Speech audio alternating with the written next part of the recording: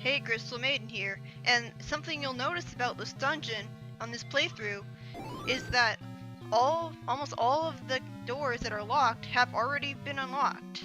Why is that? Because this is actually my second take. That's right. I actually went through this place somewhat before, until I realized, wait a minute, this dungeon sucks. Here's my gigantic problem with this dungeon.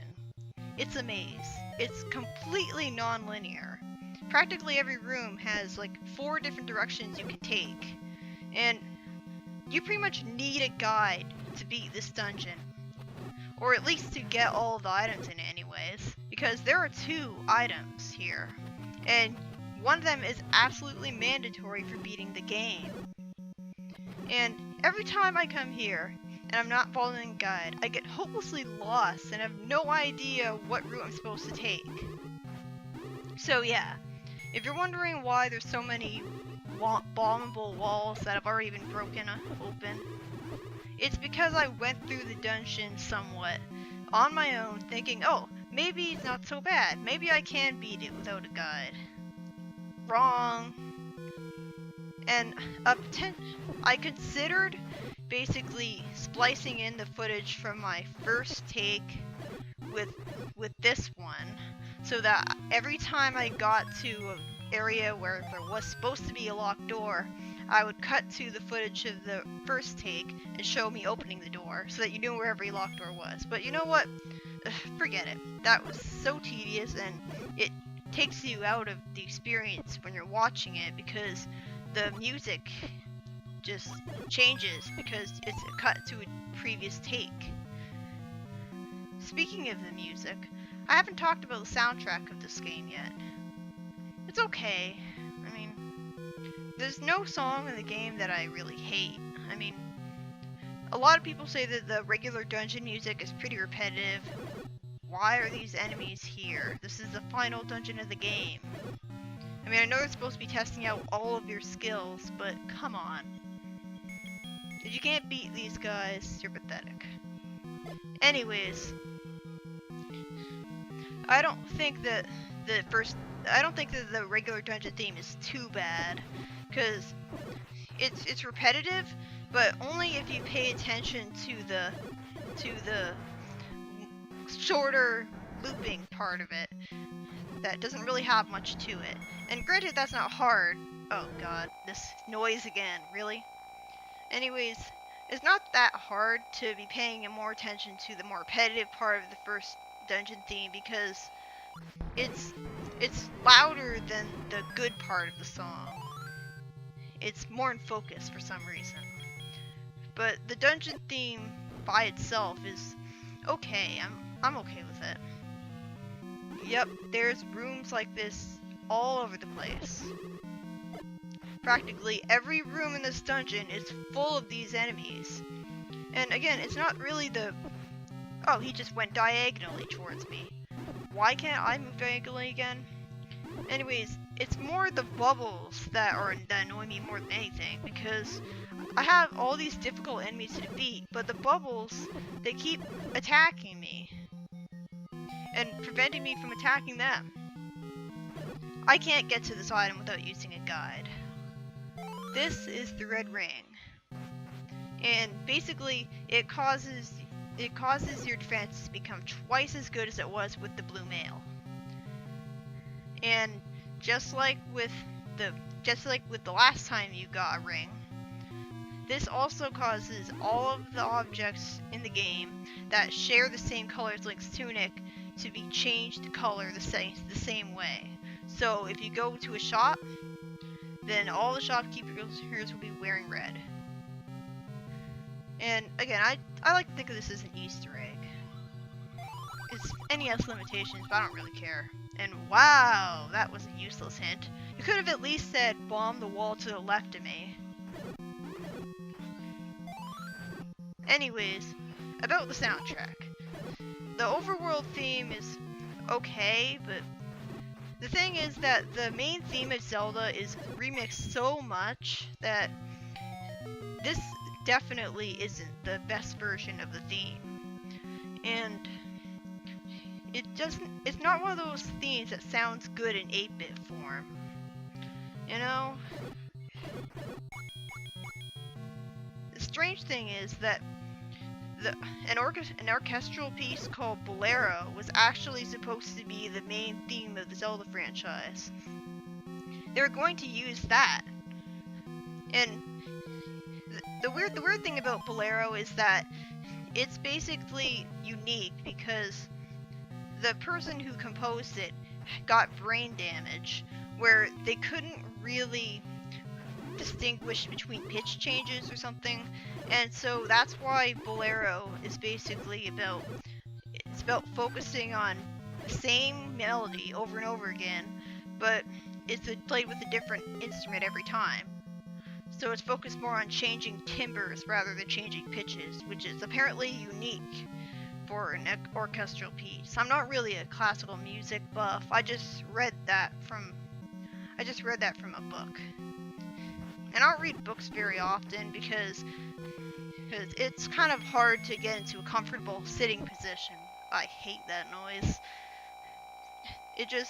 The book weighs down heavily on my wrist, and it hurts my wrist holding books and reading them for after a while. I prefer to read off a computer. But anyways, they were going to use Bolero as the main theme of Zelda, but it turned out that someone still held the copyright to it. And that's why they had to make the main theme of Zelda entirely from scratch in one day. I was never really a big fan of the Zelda theme, to be honest, and this is coming from a huge fangirl of Zelda.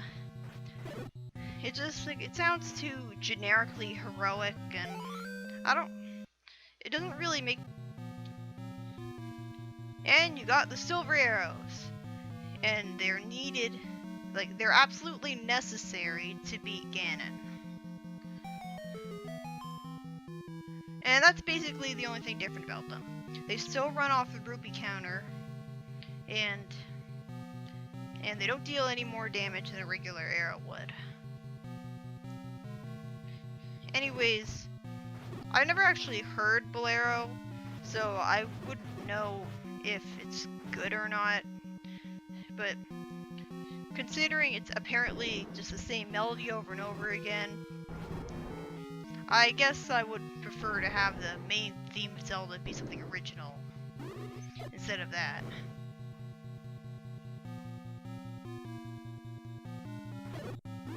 And there's not really that many songs in the soundtrack of this game. Now, the music you're listening to right now, that's my favorite theme in the game, and I like how ominous it is, and I like how it's not repetitive. It actually got a pretty cool remix in Four Swords Adventures. But even then, it's not something I'd go back to listen to, you know? Most of the music of this game is atmospheric, and it's not really all that great. I can forgive it though, because Zelda is not really about its music. No, well, except with the exception of Guitar Hero and Rock Band, no game is, but I can forgive Zelda for not having a great soundtrack. I mean, it's not like it's a Sonic game. It's just that there's not much to talk about when it comes to the soundtrack. I like the title screen theme, but I keep forgetting it. I prefer Zelda 2's title theme. And I like the Game Over theme. It's better than Zelda 2's, where it doesn't actually have one. And the graphics... Oh god, that noise again. The graphics don't usually have me wondering what something is I'm supposed to be looking at. So I don't think there are any major graphical problems, aside from the sprite flickering sometimes and the Pilates change that I've mentioned. I mean, I'd say the graphics are bad, but not in a way that affects gameplay, so I don't really find it to be a problem. I hate this boss. I really hate this boss. And you know why? Because it's not a challenge. Literally all you're doing is blindly mashing the A button in every which way, trying to hit Ganon and make him appear. And sure, you can pay attention to where the fireballs are so you can find out where exactly he is. But you can't dodge the fireballs and be trying to attack him at the same time. You're forced to stop every time you try to attack him. And you don't move all that fast. He moves around the room a lot quicker than you do, and he's constantly teleporting around. So even though you can get a good guess of where exactly he's moving, it's still really annoying. Thankfully, once you get him to become red by hitting him enough, all you have to do is mash the B button with the silver arrows and you can kill him. Unfortunately, nothing in the game ever tells you that you need the silver arrows. Nothing really tells you that you can put out the flames by attacking it with your sword either. But, I mean, you'll try everything at that point, and you'll figure it out eventually. Oh yeah, that's another song. I really like this song. I take it back. This is my favorite song in the game. But it's easy to forget. And look at how tiny the staff of this game is. This game is produced by Shigeru Miyamoto, but for some reason he actually didn't credit himself. Like, he went by a pseudonym for some reason. Not really sure why. So that was Zelda 1. Not as bad as everyone says it is. It's very simplistic, but it's also... I like it. It's just that its dungeons are very simple, and the combat is kind of difficult because of the stiff controls. And you need a guide to beat the final dungeon of the game. But I don't think it's as bad as everyone says, but it's also not one of the greatest games ever. So, that was Zelda 1. And I'll be tackling Zelda 2 next, if I can beat it. See you then.